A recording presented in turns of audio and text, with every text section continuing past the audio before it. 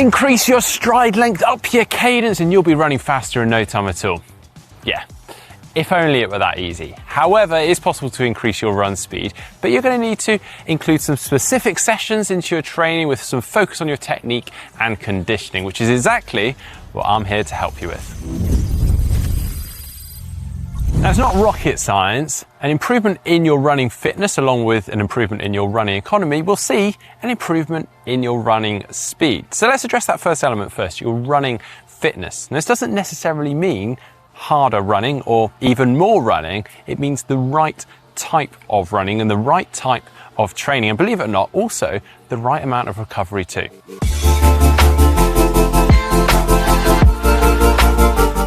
So let's talk about your running volume. Increasing the amount of mileage you do each week will increase your aerobic capacity and make your heart and lungs more efficient, and using the available oxygen to power your muscles. Basically, it will make running easier. Okay, that has a caveat. It will make running at a set pace easier, or alternatively allow you to run faster for the same effort, therefore improve your running speed. Now, you might want to look to do this across all your runs through the week. Gradually increase the length of your long run and in particular your steady runs. You might even want to include an extra run in the week. Say for instance you already do 3 runs per week, you might want to include an extra 4th easy run, say 30 minutes for example. But as of anything, make sure you do this gradually and incrementally. If you are adding an extra run in during the week, you might want to start by doing that every other week before making it every week. And as you do increase the length of your runs, do that very, very gradually. Say, for example, your long run is currently 60 minutes, maybe just add a maximum of 10 minutes to that. And of course, there will be a ceiling to that depending on the distance that you're focusing on and your current running mileage.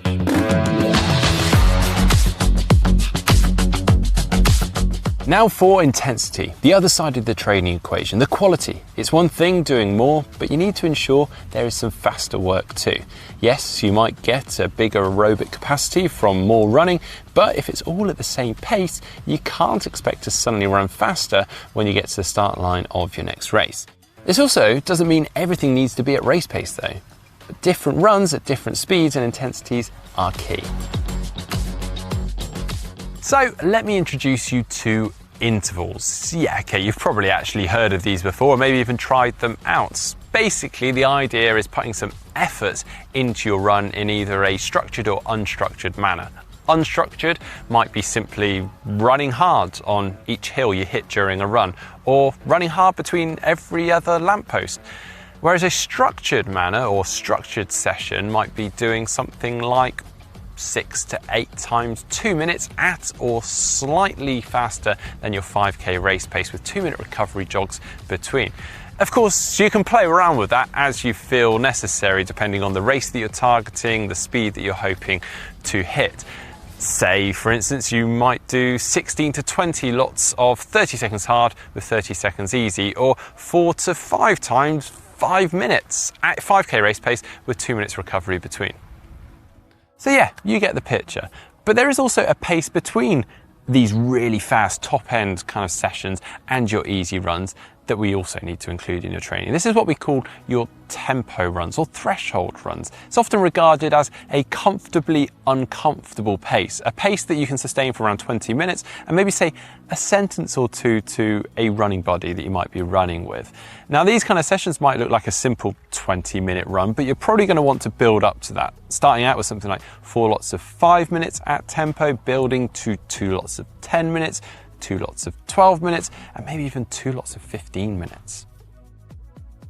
And there's another session that I would say is an absolute must if you're looking to improve your running speed, and that is hills. This is a personal favourite of mine. It's fantastic for improving your strength, but also because it's fantastic for working at high intensity without necessarily having to run fast. What I mean by this is you can go and do some really short, hard intervals on a hill and get a really good workout from it, similar to what you would on a track like this, doing some short 5k intervals, for example, without necessarily having to run fast and therefore reducing the risk of injury, all whilst gaining some strength from it. I mean, what's not to like about that?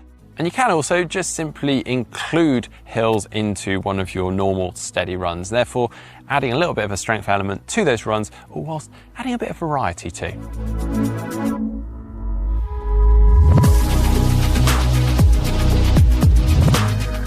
Now for technique. Yeah, getting used to running faster, increasing your run mileage is obviously all going to help, but you're also going to need to work on your technique. As I mentioned at the start of the video, to increase your run speed, you're going to need to up your cadence and either keep your stride length the same or increase that too. And that is where technique really comes in. This isn't something you can simply switch on. It's going to require some time and some effort. And that is where I thoroughly recommend focusing on some drill work, which really helps to promote good technique and good form. Now, this can be a dedicated standalone session that you add into your weekly program, or if you are limited for time, and as many people do, they'll include it before something like an interval session. Do some drills and then try and carry that good technique and form through into the session. If you want some advice on drills to do, then do check out some of our videos on running drills.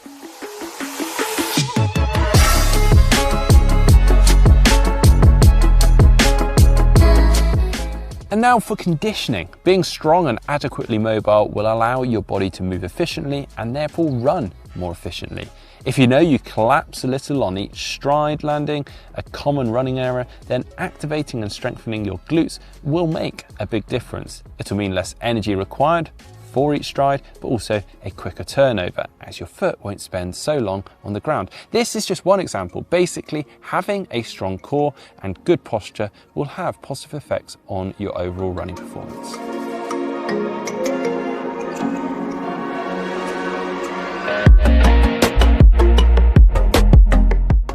And finally, we have body care. Simply looking after your body. This leads us nicely on from the conditioning, because as we start to increase the running volume and the intensity, the conditioning will hopefully help with your running gait and actually making you a more robust and resilient athlete to things like injury. But with that also comes recovery. We've talked a lot today about increasing the running volume, the intensity of things, but you do need to make sure that you're giving your body time to recover. So with that, I would advise trying to factor in an easy day per week and definitely taking an easier week every 3 to 4 weeks, essentially allowing the body time to adapt and absorb all that hard work that you've thrown at it. Don't forget, when it says easy, make sure it's easy. That is really important. Now, I do apologize, I've thrown a lot at you today, but that is because there is a lot to this. If you're watching this and thinking, yeah, I could improve this, well, that's a really good thing. That means you've got a lot of potential with your running and you could see some drastic improvements in your running speed. Well, if you enjoyed today's video, please do give it a thumbs up, give it a like. Don't forget to get involved in the comments section down below and support our channel by subscribing. It's free.